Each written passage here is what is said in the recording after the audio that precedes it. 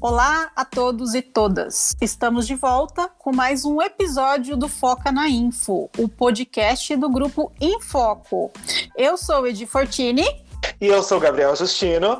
E hoje a gente tem um tema bem legal, com bastante discussão para tratar aqui. O tema do nosso episódio é Design Thinking. Bem legal isso. Para hoje, contamos com a presença de 3 convidados. Estamos muito chique aqui no episódio. A gente trouxe o Sandro Luiz Coelho, da Biblioteca Pública Brito Broca, a Luciana Jona, da instituição INSPER, e a Adriana Souza, que é professora na FESP-SP e também é da FEBAB. Vamos conversar rapidinho, pedir para os convidados se apresentarem. Adriana, você pode começar? Eu sou a Adriana, estou aqui muito feliz de estar com vocês de modo virtual, mas estamos todos juntos, não é? Para esse momento aqui, para falar um pouco desse tema tão instigante e tão bacana. Então, eu atuo, né, dentro da biblioteconomia em 2 frentes, né? Eu atuo como bibliotecária, né, na profissão, e também como docente. Eu estou lá na federação, na FEBAB, onde a gente também faz um trabalho bacana com essa abordagem. E hoje a gente está aqui para conversar com vocês sobre isso, com esses queridíssimos, e vamos que vamos. Legal, a gente que agradece a super participação de vocês. Continuando aqui, agora a gente vai dar um oi para a Luciana. Olá, pessoal, tudo bem? Um grande prazer participar desse bate-papo com esses ilustres colegas. Bom, eu trabalho no INSPER já há bastante tempo. O INSPER é uma escola nas áreas de negócios, economia, direito e políticas públicas e engenharias. Estou super ansiosa aqui para esse bate-papo. Obrigada pelo convite. E por último, mas não menos importante, o Sandro. Boa noite, Edi. Boa noite, Gabriel. Boa noite, Adri, a Luciana. Bom, eu fico muito feliz aí com o convite. Espero poder contribuir com a temática de hoje, Design Thinking, diante de pessoas que têm muita competência para falar. E eu estou aqui também aprendendo, galgando um pouquinho, mas enfim... Sandro, da Biblioteca Brito Broca, né? Eu também sou radialista, atuei quase 20 anos no meio radiofônico. Estamos percebendo por essa sua voz chique. Então você já está se sentindo quase em casa, né, Sandro? Por estar gravando com a gente aqui, né? Mas mesmo assim, a sensação de gravação, ela sempre dá aquele frio na barriga, e a gente tem uma responsabilidade muito grande quando fala, porque a gente não sabe, às vezes, o poder do alcance da nossa fala, e que ela pode, em alguns momentos, influenciar para o bem e para o mal. Então, a gente está aqui com muito cuidado para que a gente possa fazer a coisa certa, porque, vamos combinar, o que tem de errado acontecendo por aí já está de bom tamanho, né? Já está, né? Com certeza. Bom, como a Adriana ela vai ser a nossa facilitadora hoje, né? Ela conhece mais sobre o Design Thinking. Vamos todos sair daqui craques no Design Thinking, né? Nossa, assim esperamos, Edi. Assim esperamos que possamos aprender muito com esses super profissionais.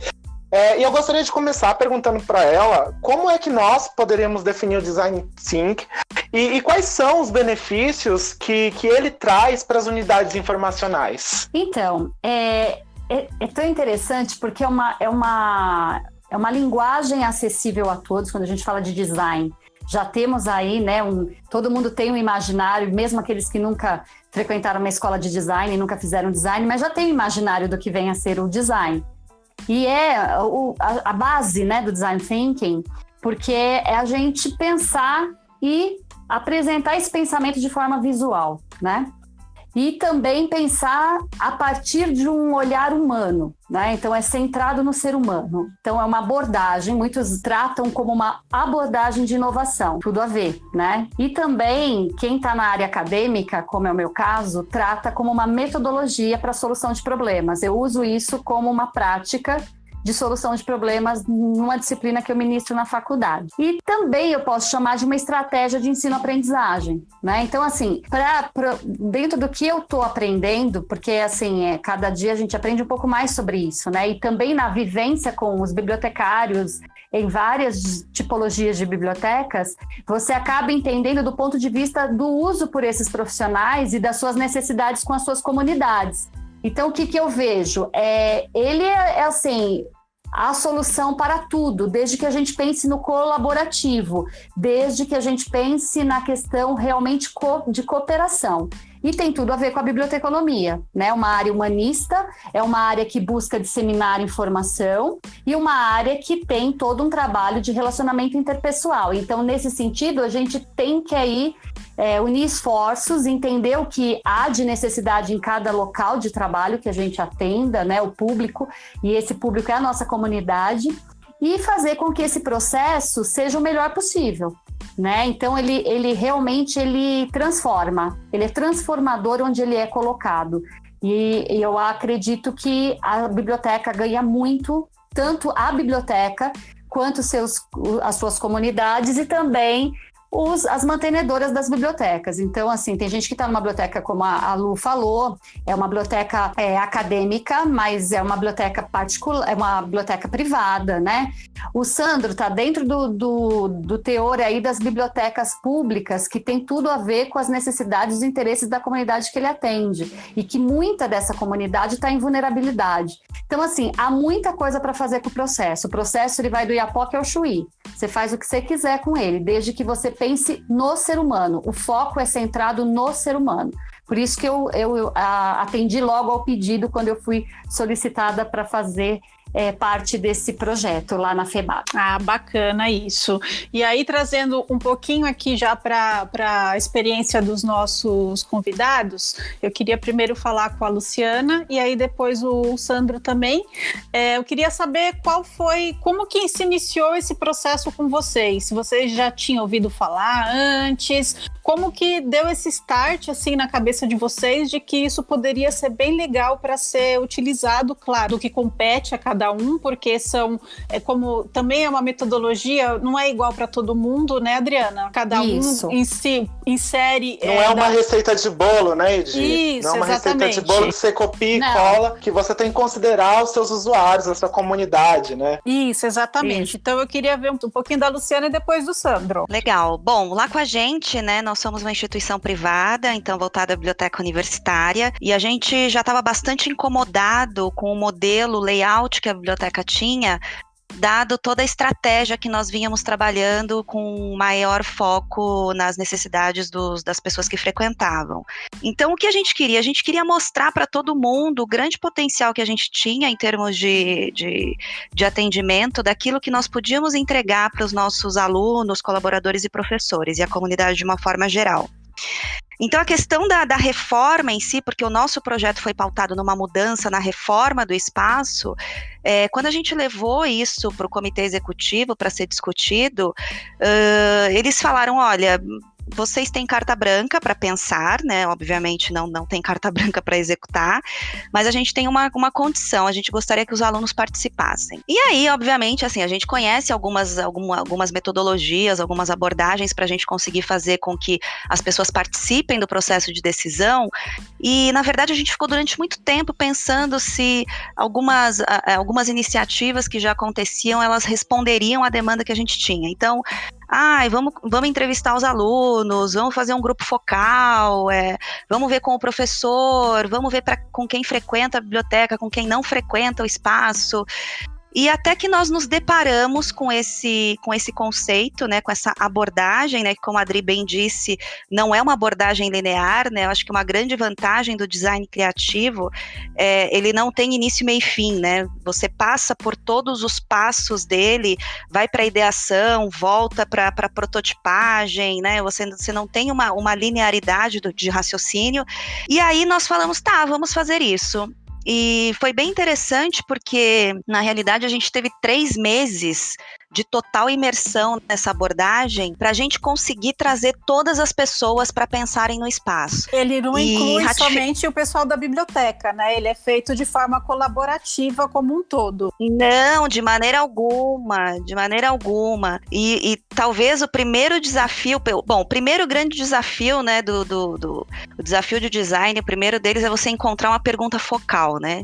que eu acho que talvez tenha sido onde a gente investiu bastante tempo para pensar o que a gente queria de resposta do ponto de vista de quem usa o nosso serviço. Chegamos a essa pergunta e começamos a passar por todas as etapas do design criativo. E, obviamente, que a gente teve um resultado bastante tangível e bem bacana, de um espaço bem legal e bem alinhado com as necessidades e os desejos de quem frequenta, mas eu acho que se ganha muito no processo, sabe? Eu acho que a gente, além da gente ter conseguido entregar alguma coisa que tivesse consonância com a demanda que se esperava, né, com a demanda esperada, a gente conseguiu um acolhimento dos alunos, uma aproximação, uma criação de vínculo e confiança, e partindo primeiramente de uma desconstrução nossa, né? Então a gente sempre costuma dizer assim que essa experiência pra gente, que a gente vem utilizando para grande parte dos projetos daqui para frente, de lá para frente, é que não é uma coisa para ele, né? Não é uma coisa para a biblioteca, mas é um projeto construído com o outro, né? E eu acho que isso faz toda a diferença. Então, de uma forma bem resumida, foi desse jeito. Então você acha que você conseguiu desconstruir aquela imagem assim que as pessoas tinham de uma biblioteca fria, de uma biblioteca distante, para passar por uma imagem de uma biblioteca mais acolhedora e uma biblioteca mais próxima assim da sua comunidade após esse processo? Sem dúvida, sem dúvida. E eu acho que a gente tem que ser bastante... a gente tem que ouvir muito mais do que falar, né? O processo de design criativo, como o foco, o centro é o ser humano, é muito fácil a gente pegar uma ideia do outro, transformar aquilo em algo que a gente de fato acredite e tangibilizar com esse viés, né? Então, eu acho que a prerrogativa do projeto desde o início foi, cara, não importa o que venha. Pode nos parecer absurdo, não é hora de julgar, não é hora de discutir, é hora da gente ouvir e levar alguma coisa, alguma entrega pequena para aquela pessoa que demandou, que tenha alguma consonância com o seu desejo. E a gente tem casos interessantíssimos, assim, muito, muito simbólicos, porque muitas vezes a gente verbaliza algumas coisas, quando na verdade o que a gente quer é outra coisa. Então, a etapa da prototipagem, quando a gente mostra para o outro aquela ideia que ele nos trouxe, para ele validar aquilo, é interessantíssimo, é um processo de construção magnífico, e obviamente que fica muito mais próximo do desejo ou da necessidade de quem usa. Então, é fundamental essa habilidade, essa competência de escuta durante todo esse processo. Ah, bacana. Já que você tocou nessa questão das etapas, talvez não esteja assim claro para todo mundo. Adriana, você pode explicar para a gente rapidamente o que são cada uma das etapas? Sim, claro. Na verdade, existe, como eu comentei, né? Há teóricos e há linhas aí que fazem, né? Há uma sinonímia sobre isso, né? No sentido de que há muita interpretação e também há muita terminologia diferenciada. No Toolkit, né? Que a gente teve a oportunidade de traduzir, o que acontece? Eles usaram a Ideal, que é a empresa, né, norte-americana, usaram a mesma ideia do material que é o universal aí, que está em todos os países, que é esse Toolkit Design Thinking para bibliotecas, né? E lá eles tratam o caminho, né, que não é linear, né, como a Lu falou também, não é linear, você pode estar no meio do processo e voltar para o início, não tem problema nenhum, mas dentro, né, de vamos dizer assim, né, de uns elementos que ele coloca, o primeiro é a inspiração, que é o momento de você pensar realmente no seu desafio de design, né, no seu desafio, quando eu digo no seu, é de todas as partes aí envolvidas, mas com foco naquela comunidade ou naquele grupo, né, que você está querendo ali buscar para a resolução de um problema ou de um desafio mesmo. Então, a inspiração é esse momento que a gente vai compilando, né, todas as dores, todas as inquietações, tudo aquilo que incomoda, né? E aí depois vai para a parte da ideação, que é a questão realmente das ideias, né? De todo mundo falar, de todo mundo trazer mesmo para essa discussão, o que cada um pensa sobre esse problema, o que cada um pensa sobre esse desafio. Aí vai para a iteração, que é o momento de pensar em prototipagem, de pensar em soluções e pensá-las de forma visual, né? Então, há que se ter bastante material para poder pensar sobre isso, e a gente usa muito aí materiais de todo tipo, até Lego entra na história, né? Se você tiver, para poder criar mesmo, para que você tenha esse processo criativo ali bem, né, tangível.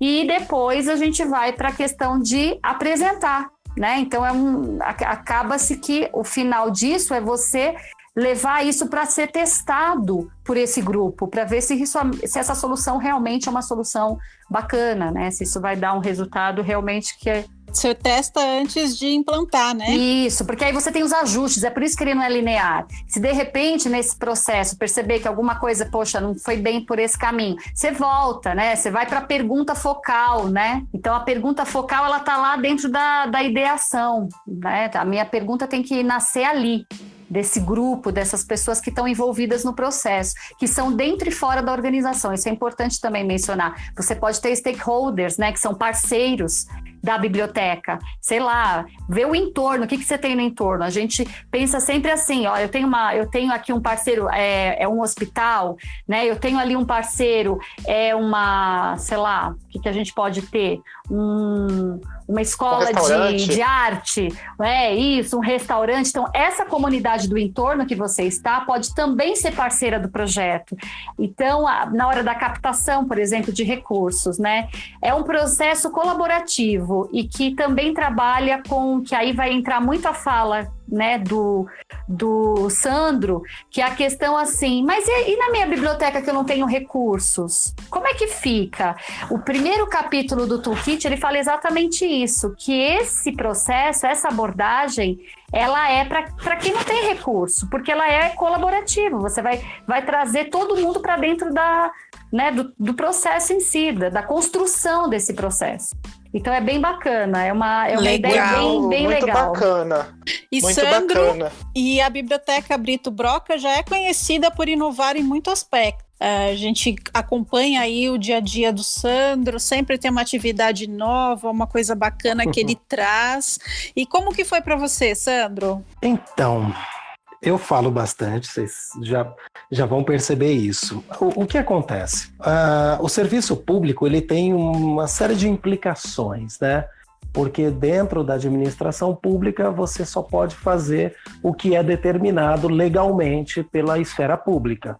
Então você não pode, de repente, fazer uma coisa que a lei não diz, vamos dizer, grosso modo. Quando a gente, em algum momento, se permite transgredir para fazer alguma ação fora do escopo de isso pode, isso não pode, a gente tenta fazer essas inovações. Mas eu queria voltar um pouquinho, porque assim, tanto a Adriana como a Luciana falaram coisas assim interessantíssimas e toda a hora que foi colocado algum tipo de conceito, alguma coisa, me fez assim um baita flashback, sabe? De lembranças de coisas que a gente fez tanto internamente, dentro do equipamento público, a biblioteca, como externamente. Então eu queria dizer para vocês assim, quando a gente chega num equipamento público, como eu cheguei agora na Biblioteca Brito Broca em 2017, oficialmente, porque antes eu era coordenador regional, a biblioteca estava com um histórico muito ruim de pertencimento no território, e, enfim, tem a questão de gestão, sai gestão, e aí quando saiu a gestão anterior, eu pedi para ficar só numa biblioteca, mais perto de casa, e aí o trabalho, aí entra a questão do Design Thinking. Como é que começa o trabalho dentro de uma biblioteca, numa comunidade periférica, com problemas de pertencimento, de reconquistar o público? Primeiro é ouvir os seus funcionários. Aí é aquele momento da inspiração que, de alguma maneira, você chama cada um deles, procura saber o que é melhor, sabe, tentar moldar, qual que é a sua habilidade para que a gente possa tentar trabalhar, qual que são os seus anseios, e ali naquele momento você começa a pescar alguma coisa que você possa depois transformar numa potência, né? Ter ideias preciosas, né? Isso, exatamente. Porque o que acontece? Uma coisa é você chamar já todo mundo, e isso tá no próprio toolkit, né? Você chamar todo mundo, vamos todo mundo para uma grande conversa. Não vai ser legal naquele momento. Você está chegando, você tem que chamar aos pouquinhos, chama um, chama outro, vai tentando, sabe, ganhar o espaço, porque o serviço público, de alguma maneira, tem essa questão, porque o novo dentro do serviço público, como em todo canto, a gente sabe como é que é, mas o novo dentro do serviço público, em algum momento, assusta. E assustar, ele pode ter um efeito repelente, né? E aí a pessoa não vai aderir àquela sua ideia, né? E é lógico que muitas ideias que eu tenho, ela não é minha. Ela é minha porque eu fui inspirado. Por exemplo, a gente tem um projeto que é o Venha Ler ao Pôr do Sol, que ele nasceu do ócio total. Olhando o Pico do Jaraguá, o pôr do sol, batemos na mesa e falamos, putz, vamos fazer uma atividade voltada para o público, que é o Venha Ler ao Pôr do Sol, baseado no conto da Lígia Fagundes Telles, Venha Ver o Pôr do Sol, e a gente só pediu essa licença poética, e a gente ambienta o espaço. É lógico que tem toda uma troca, que seria legal, vamos fazer aí com jovens monitores culturais, com os funcionários, aí tem todo aquele processo, né, da ideação, a gente vai ter aquelas ideias, depois a gente vai fazer fez o protótipo, né, como que seria legal isso, e não tem problema algum da gente ver que falhou em alguma coisa e voltar para, de repente, refazer algum caminho que se perdeu, né? E os próprios frequentadores. É um processo, né, que você passou, né, de conversar com os funcionários da biblioteca pública para poder chegar em ideias que pudessem aproximar não só, né, as pessoas da comunidade ali em volta, mas também os próprios funcionários, né? Porque às vezes Exato. Os próprios funcionários não estão envolvidos com a biblioteca da maneira como deveriam. Mas é esse o ponto crucial, porque assim, você tentar motivar um funcionário que está lá quase 30 anos, ou seja, praticamente esperando o momento de aposentadoria, né? Se bem que ultimamente eu não sei se a gente vai se aposentar, mas enfim. Mas o que acontece? Você tem que chegar com tesão e você tem que empolgar aquela equipe que está há muito tempo parada ali, esperando o quê? Esperando a portinha aberta, né? Uma coisa que a própria faculdade e as aulas na FESP, bom, enfim, a Adri sabe bem as minhas implicâncias e as minhas contestações no momento da própria faculdade. E eu aprendi muita coisa também. A gente bateu muito, brigou muito em alguns momentos e com outros professores, mas a gente aprende. Quando você chega numa biblioteca que só vê meio portão aberto, você fala assim, não tá legal. E você vai lá e abre o portão. No outro dia, meio portão aberto. Vai lá e abre. Aí depois de um mês, você chega o portão todo aberto. Aí você percebe, entenderam que a gente precisa estar receptivo. Porque a primeira coisa, você vê um murão branco, pensa, um murão branco numa avenida, Mutinga, que tem um alto fluxo de carros, um alto fluxo de transeuntes, que vai pegar ônibus, e que a biblioteca não é mais referência. Qual que é a referência? É um hipermercado do outro lado e fala assim, aquela biblioteca que fica lá em frente, aquele hipermercado X? Não, isso tem um erro muito grande. A biblioteca ela tem que ser referência, mas o trabalho dentro de equipamento público e que ao contrário às vezes do serviço privado, que ali dentro de uma biblioteca, e não desmerecendo porque cada um tem o seu foco de atuação, e só que a biblioteca pública ela está ali, ela é esfera pública, é da Secretaria de Cultura, mas a Secretaria de Cultura está lá no centro, ela não está aqui no bairro. Aí você levar a proposta de grafitar o muro, porque a partir do momento que as pessoas já veem um muro grafitado, elas já olham para aquilo lá. Não vai ver mais um murão branco, né? E tudo é uma construção também. Porque a gente fala, a gente precisa chamar o público, que tal? Vamos fazer isso, vamos fazer aquilo, né? E entrou no processo de conversa. E vamos grafitar com coisas que têm a ver com a biblioteca. Se você vê hoje a biblioteca, acho que no Google você consegue ver. Bom, o Google não tem como, né, gente? Porque aí todo mundo fala de Google, não dá para livrar o nome Google. Então, você vai ver a fachada da biblioteca com um belo de um grafite, com pertencimento, porque quem fez o grafite foi o pessoal do Pirituba em Cores, ou seja, tem todo um significado de ressignificar aquele espaço com pessoas que moram naquele território. É uma parte do bairro, assim, né?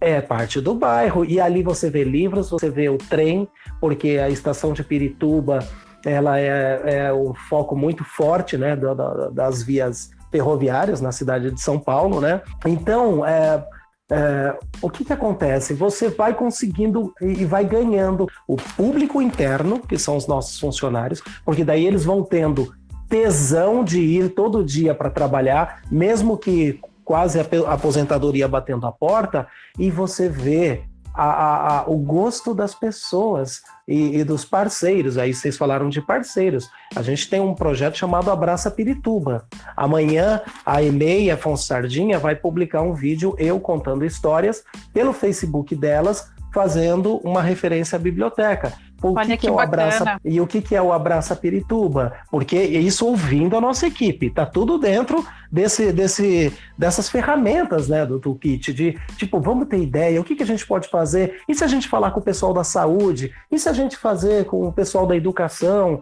E aí é o que a gente pode fazer. E o Abraça Pirituba envolve a saúde, que é o SECO São Domingos, e a EMEI Afonso Sardinha e a Biblioteca Brito Broca. E aí a gente faz atividades em conjunto. Bom, enfim. Bacana. E com a Luciana, também foi essa coisa assim dessa, vamos dizer, empolgação? Cara, eu fui ouvindo o Sandro falar e me vieram, né, bibliotecário, né, com palavras-chave, né, a gente tem algumas coisas que a gente captura nas falas. E eu acho que, bom, primeiro, eu acho que quando a gente fala da liderança, né, princípio de liderança é confiança, né, e imagina o quão difícil é quando você entra num lugar onde, né, as pessoas já estão mais habituadas na sua rotina, de repente começar a propor coisas novas, e tudo que vem de cima para baixo a gente já é sabido há muito tempo que raramente dá certo, né? Porque é uma questão de prepotência, de arrogância, quem é essa pessoa que está chegando aqui, estava tudo bem, e, né? Como é que essa pessoa vem? Então, acho que é o primeiro ponto que eu destacaria na fala dele. Uma outra coisa muitíssimo importante que ele também trouxe, que é fundamental para o processo de design criativo, é você conhecer o outro, né? Então, no âmbito dos colaboradores, é conhecer quais são as potencialidades e, eventualmente, alguma coisa que você saiba que a pessoa poderia melhorar, em que momento você pode aguçar a pessoa a ser melhor naquilo. E aproveitar aquilo que ela tem de bom, e não tem outra forma de fazer isso com uma liderança distante. Não tem como, o vínculo ele tem que ser diário e ele tem que ser construído. O design thinking, ele não mexe só com o processo em si, mas ele mexe com as pessoas também. De forma alguma. E trazendo para o design criativo, eu acho que tem uma palavra-chave aí, né, a gente que gosta disso, que é a questão da energia, né? Um processo dinâmico, como o processo de design criativo, ele faz com que as pessoas despendam a sua energia na tentativa de fazer alguma coisa nova, alguma coisa diferente, e o erro ele é tolerável, porque errar Sem faz dúvida. parte do processo e não tem problema algum errar. Acho que a Adriana também pode falar um pouquinho disso, né, Adriana? Exato, não, esse é o ponto. Acho que o que a Lu está falando é o ponto, né? A gente tem que pensar que nós estamos no momento do mundo, né? A gente passa por um momento que a gente tem que trazer para o nosso cotidiano o aprendizado. Tudo é aprendizado, gente. A gente está vivendo em confinamento. Você não tem que reaprender a viver?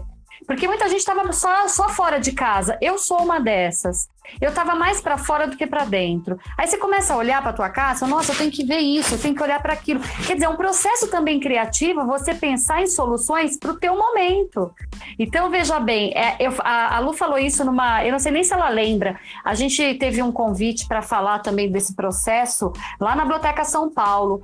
A Adriana Ferrari chamou a gente lá junto com o CISEB e ela falou isso, que o processo transformou a vida dela. Então, veja, é uma coisa que você não consegue pensar diferente do que você agora está pensando sobre isso. Tudo dá para solucionar desde que a gente tenha o quê? Abertura. Então, isso que eu ouvi do Sandro, que é uma pessoa assim que eu sou super fã, né? Do trabalho dele, porque ele traz coisas assim que a gente pensa e ele faz, entende? Sabe aquela pessoa que pensou e ele vai lá e executa? É ele. Então, eu quero que ele esteja. Eu sempre chamo, né? Ele, então, para mim, esse parceiro aí da biblioteca pública, dessas bibliotecas que são tão marginalizadas. E a Lu é essa coisa que arrebata, no sentido assim, poxa, ela é jovem, ela é líder, ela tem uma equipe incrível que traz um trabalho de cooperação, porque ela é cooperativa, então acho que a liderança se aplica em modelo. Nós temos 2 grandes modelos aqui, entendem? Na faculdade, o que a gente pensa nisso? De trazer para esses alunos essa compreensão. A gente precisa entender que a gente é parte desse processo. E a gente é parte do quê? De multiplicar. O bibliotecário multiplica. Então, na faculdade, o que eu tento levar com essa abordagem? Gente, isso aqui é para a vida de vocês. É para vocês saírem daqui e pensar assim, poxa, eu tenho como solucionar, né? Exatamente. Dri, eu tenho uma pergunta para você. Muitas vezes, alguns bibliotecários, eu acho que quase a sua maioria, infelizmente, pensam assim, eu não posso fazer isso porque eu não tenho perfil de liderança, eu não consigo fazer nada na minha biblioteca, não tenho recurso nenhum. O que você diria? Aí essa pergunta vai ser para os 3, né? O que vocês dariam de conselho para esses bibliotecários que podem estar nos ouvindo agora?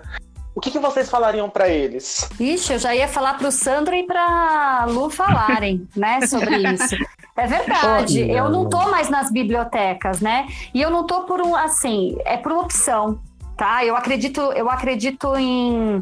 Eu gosto do ambiente, eu amo o ambiente, eu estive em bibliotecas, né? Minha formação foi em bibliotecas, enquanto eu me formava eu estava ali conhecendo escolar, né? A escolar, a universitária, a especializada. O meu problema dentro desses espaços é a diretiva. Eu posso falar com todo o meu... abrir meu coração. Eu sempre tive diretivas que foram assim... como que eu posso dizer? Para não trazer uma palavra assim muito complicada. Mas assim, diretivas que dá para a gente ter pés atrás. E eu, como sou muito fazedora... Eu gosto de pôr a mão na massa e deixar que as coisas aconteçam. Eu não conseguia me... Então, nessas lideranças, que para mim não eram lideranças, eu acho que tem muito profissional que a empresa coloca ele líder, mas ele não é líder, certo? Ele está líder. Então, para mim, liderança é vocação. Para mim, liderança é o outro que vê. Nem sempre o líder se vê líder. Esse é o líder. Aquele que as pessoas olham e falam, poxa, essa pessoa é incrível, olha o que ela faz. E às vezes ele nem precisa estar numa posição de liderança tão, né, destacada.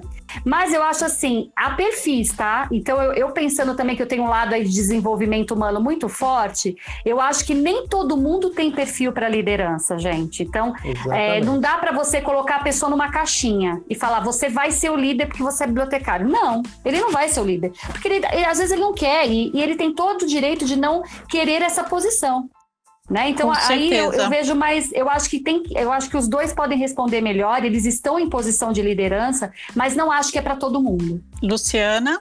Acho ótimo esse ponto da Adri, apesar de entender também que a gente consegue desenvolver uma série de coisas, né? Eu acho que a liderança ela pode ser nata e ela pode ser formal ou informal. Quantos de nós já trabalhamos com pessoas que não tinham cargos, mas exerciam uma influência bastante grande, positiva ou negativamente, sobre as outras pessoas? Eu acho que esse é um ponto importante, mas eu acho que o principal ponto, quando a gente fala não só de liderança, mas também de design criativo, voltando um pouco para o tema, é você entender que as pessoas são diferentes e elas vivem em contextos e têm experiências diferentes, né? Então, quando a gente pensa em criar um produto ou um serviço novo, ou mesmo no que tange ao nosso dia a dia com os colaboradores que estão ao nosso redor, é entender qual é o caminho que a pessoa percorreu para chegar onde ela está. Então, vou dar um exemplo bem prático aqui que a gente teve durante o processo de design criativo.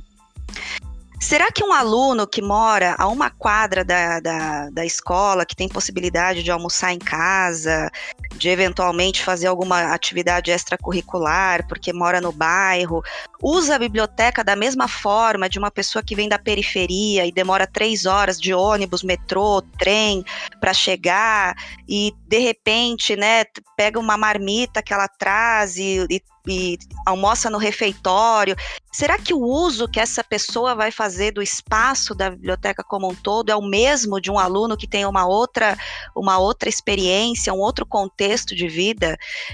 Então, assim, a generalização no processo criativo, ele é um erro, né? Ele não pode acontecer, porque as pessoas são diferentes e vivem em contextos diferentes. Então, uma das partes do design criativo é a gente trabalhar com o desenvolvimento de personas, né?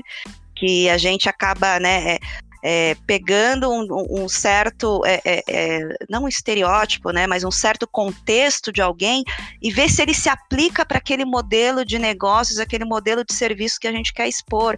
E é importantíssimo a gente entender que, apesar do coletivo, existem indivíduos que têm necessidades diferentes. E eu não posso colocar uma regra igual para todo mundo, uma régua igual para todos, né? Porque cada um consome aquele espaço e aquela informação de uma forma diferente. E mesmo durante o processo, além de você, no nosso caso, né, que foi uma questão de espaço, a gente ressignifica o produto ou serviço, mas a gente ressignifica as pessoas. E assim, independentemente de qual seja o resultado, o fim, o foco tem que ser a pessoa, né? Então, assim, o meu foco não é a regra. A gente não, até hoje, a gente está construindo as regras, já faz 2 anos que a gente está nesse novo espaço. Por quê? Porque a regra não pode ter a mesma valia para todos, então a gente tem que considerar algumas coisas.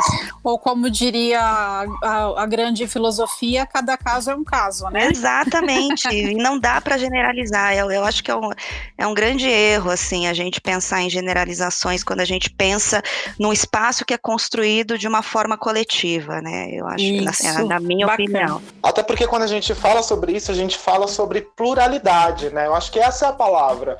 Porque exatamente. Os humanos são plurais, né? A gente nunca vai ter uma pessoa igual a outra. Todo mundo tem determinadas coisas que vai fazer diferente de outras e não tem nenhum problema nisso. Quando você traz isso para o âmbito da educação, né? Escolas públicas, privadas, bibliotecas de qualquer vertente, a gente tem que saber que as pessoas aprendem de formas diferentes. Então, eu tenho um aluno que ele aprende mais quando ele discute em grupo. Eu tenho um aluno que ele aprende mais se ele estiver virado para uma parede branca, porque ele precisa focar totalmente. Então, o nosso papel é, entendendo essas diferenças, como é que eu prevejo um espaço que seja adequado para cada um dos perfis, né? E os perfis também são situacionais, né, gente? Porque tem dias que a gente quer ficar virado para uma parede branca, e outro dia que eu quero discutir com um grupo, eu quero subir numa plenária, eu quero, né, enfim. Então, eu acho que o grande é você também, a pessoa ela está, né? Então, cada um se comporta de uma forma durante, né, o seu dia inteiro. Então, eu acho que é uma prerrogativa importante. Da mesma forma, eu queria ouvir do Sandro como seria um incentivo para outros bibliotecários, porque justamente o nosso intuito aqui é incentivar novos bibliotecários, novos líderes, novas bibliotecas, sendo eles de bibliotecas públicas ou não, a levar essa metodologia, porque é um processo rico para todo mundo, para a biblioteca e para a comunidade, né, Sandro? Bom, gente, primeiro eu concordo muito com o que a Adriana falou, porque eu já atuei como coordenador regional, onde eu tinha sob minha supervisão 12 coordenadores de bibliotecas. E cada um tem a sua especificidade dentro daquele território onde a biblioteca está inserida. Eu já me deparei com bibliotecários, coordenadores que pediam para sair do cargo porque não aguentavam mais, como eu encontrei e tem outros bibliotecários que falavam que queria realmente ficar. É um desafio como tudo na vida, mas eu também acredito que cada um tem o seu perfil e a gente tem que tomar muito cuidado com isso para que a gente não possa também criar um trauma em determinado profissional da informação que possa estar à frente de um equipamento, muitas vezes, se estiver muito afastado, em periferia, que não tem o pertencimento de uma comunidade.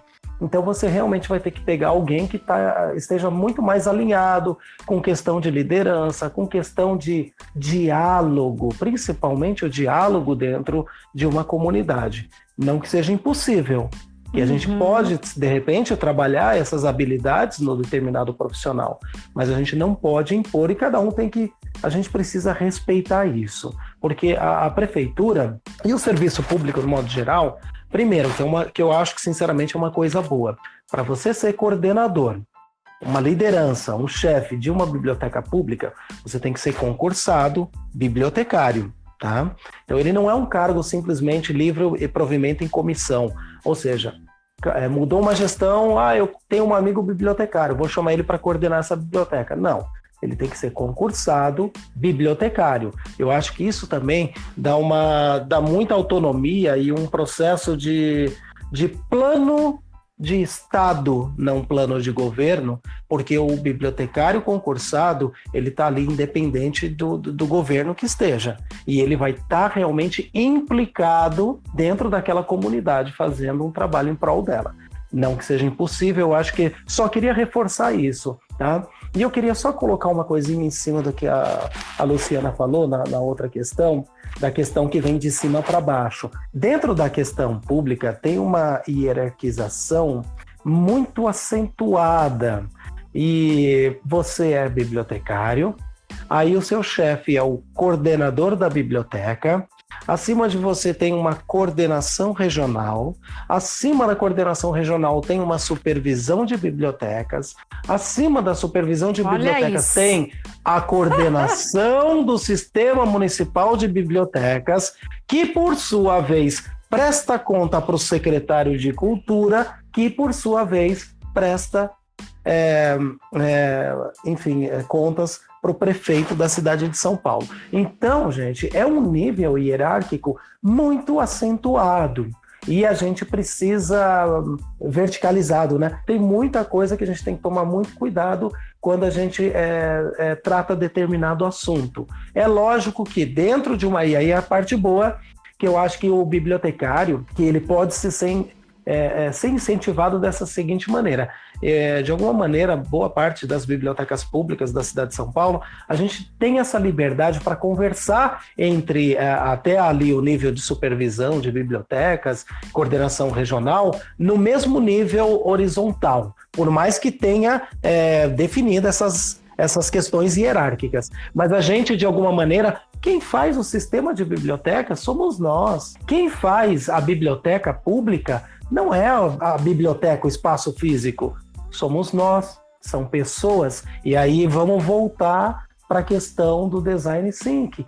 Foco nas pessoas. Porque assim, se a gente não pensar que é a Sueli, se é a Graça, se é a Sônia, se é a Paula que é bibliotecária, se sou eu como coordenador e bibliotecário, se não fossem os jovens monitores culturais que atuam na biblioteca, assim como a vigilância terceirizada, ou até mesmo que são grandes parceiros da biblioteca e o pessoal da limpeza, que estão também implicados no processo de construção do saber fazer local dessa biblioteca, tá? Porque assim, quando você fala assim, você teve uma ideia, mas você não chamou o pessoal da limpeza. Eles participam, porque depende deles também determinada atividade que vai acontecer algum tipo de sujeira ou não, que vai implicar, de repente, uma demanda muito grande de fluxo de pessoas dentro da biblioteca, e a vigilância também tem que estar atenta a isso. Então, assim, a biblioteca pública, ou até mesmo outras bibliotecas, outras organizações, pensando também nesse toolkit, eles estão implicados e são eles que fazem a biblioteca, tá? Não é o espaço físico. Eu não sei, eu acho que era isso que eu queria pontuar e dizer também para a Luciana que é isso mesmo. Aí, uma visão bem freiriana, se o educador, se o bibliotecário vem com uma verdade absoluta e não quer ouvir os seus subordinados, não tem aprendizagem.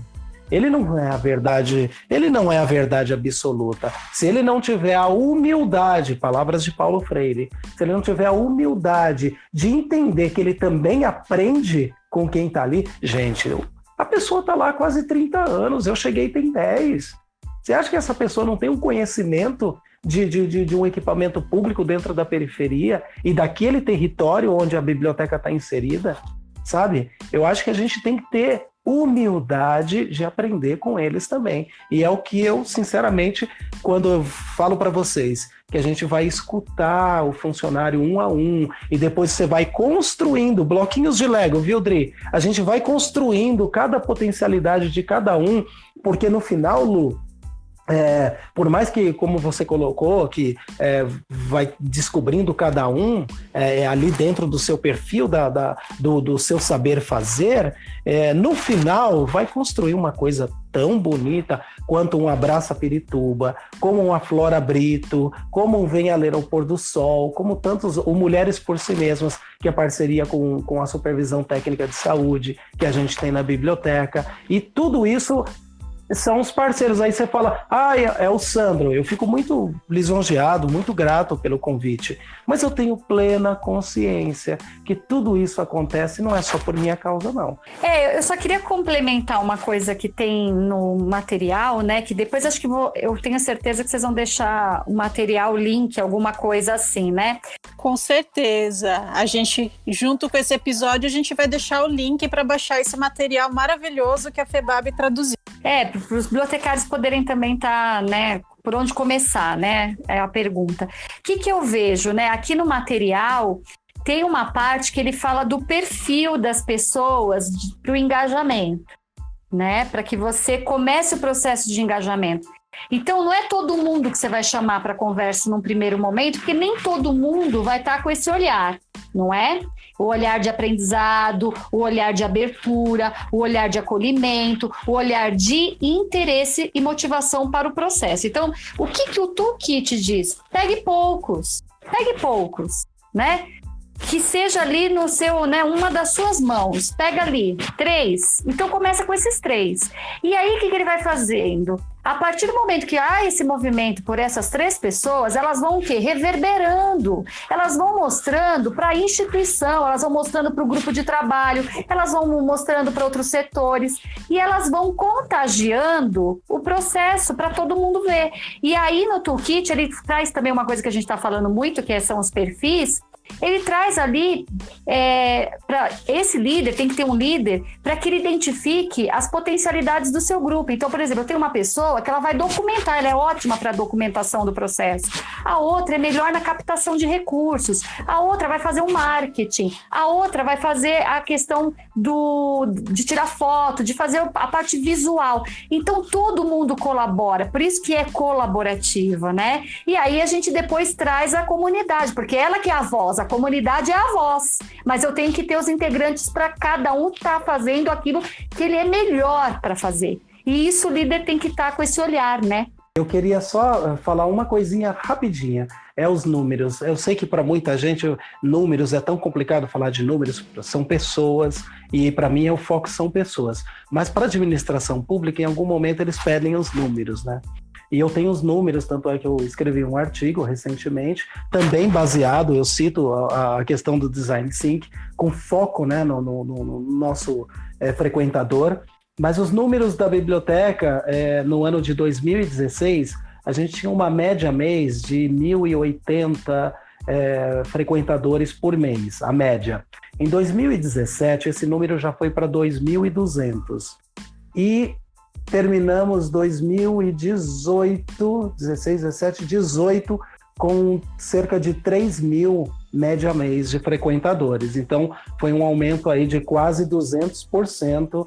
E pensando justamente nisso, são nessas ferramentas, numa visão de realmente vamos fazer juntos, vamos construir. E aí a biblioteca, e é importante que se diga, a biblioteca, no modo geral, ela se tornou um polo de articulação no território. E que isso daí não é pouca coisa. Eu acho que assim, foi construído. Então, aí tem as pessoas e eu fico muito feliz com isso, porque quando em algumas reuniões intersecretariais que acontecem no território de Pirituba, o pessoal fala, mas quem que vai articular isso? Vamos falar com o pessoal da biblioteca, que eles conseguem articular. Até hoje, nesse momento de pandemia, eu recebo ligações do pessoal querendo articular coisas e a gente continua com o Abraça Pirituba, viu, gente? Ainda continua com o Abraça Pirituba. Posso fazer um adendo nessa fala do Sandro, que é extremamente rica? Eu acho que tem 2 pontos aí muito importantes no processo de design criativo. O primeiro deles é assim, quando você chega no engajamento total das pessoas que fazem parte do processo, não tem como voltar atrás. Entendeu? Alguma coisa vai ter que acontecer, seja ela, né, com alguns acertos que tenham que ser feitos depois, né, alguns erros que vão acontecer no meio do caminho, mas é a questão da energia, né, as pessoas estão ali para fazer alguma coisa diferente, é difícil voltar atrás, né, então assim, alguma coisa vai ter que sair assim, cara, não importa que não é o ideal, que não é o perfeito, mas, né, o ótimo é inimigo do bom em algum momento e você tem que mostrar alguma coisa para acontecer. E eu acho que é super importante esse processo, porque também, né, mesmo que sejamos uma instituição privada, a gente tem uma gestão empresariada, então a gente trabalha com indicadores, né? Então, assim, as pessoas estão usando mais, o que elas estão usando, de que forma, como isso está acontecendo, e você começa a ter uma visão de gestão também muito diferente no processo, porque você vê, né, você observa que existe alguma mudança, mas você precisa ter alguns indicadores que comprovem que isso está sendo bom ou ruim, né? Indicadores não servem para mostrar o que está sendo bom, mas principalmente os problemas que a gente tem diante disso. Então eu acho que é um processo que ele mobiliza tanto. E o que a gente aprendeu durante tudo isso, né, durante todo esse processo também que a gente trouxe para outros projetos, é que, bom, primeiro, a capacidade e a competência, o desenvolvimento da competência de articulação é impressionante, né, Sandra? Assim, eu acho que você deve ter vivido isso, de coisas que a gente nunca achou, talvez, que fôssemos capazes de fazer. Então, né, até pelo próprio estereótipo, né, do bibliotecário. Então, assim, ele tá lá, né, catalogando, classificando, e de repente você vê a galera, cara, chama o aluno, chama o professor, o cara é PhD de não sei da onde, do mundo, como é que eu vou falar com esse cara? Dane-se, cara, vem participar. Então, assim, é uma habilidade, uma competência que eu acho que é riquíssima. Eu converso até hoje com a equipe, e eu falo, gente, é impressionante a capacidade de articulação que foi desenvolvida durante o processo, e que perpetuou a ponto de sermos acionados para projetos institucionais extremamente estratégicos, e imagino que você também, né, Sandro, dentro do teu âmbito, porque a capacidade de articulação, ela é um diferencial, assim, eu acho que se eu dissesse que hoje a competência que a gente mais teria que investir seria, assim, qual é a tua capacidade de articular e mobilizar pessoas, assim, porque é impressionante qual é o resultado que isso pode trazer. Sensacional, a fala de ambos foram sensacionais. Eu tenho uma pergunta agora para Adriana. Durante algum tempo, Dri, você viajou pelo Brasil, pela FEBAB, né, sendo a facilitadora dessa metodologia. E aí eu queria saber como foi essa experiência e qual foi a aceitação das unidades informacionais a respeito dessa ideia que você propagou. Olha, foi incrível, gente. É assim, a gente fala, né, dessa questão que tem muitos profissionais que são reticentes, né, por mudança, e tem também todo um imaginário nisso, né? Todo um estereótipo propagado ao longo de quando a gente nasceu aí como profissão. Então, é secular, né, gente? É secular.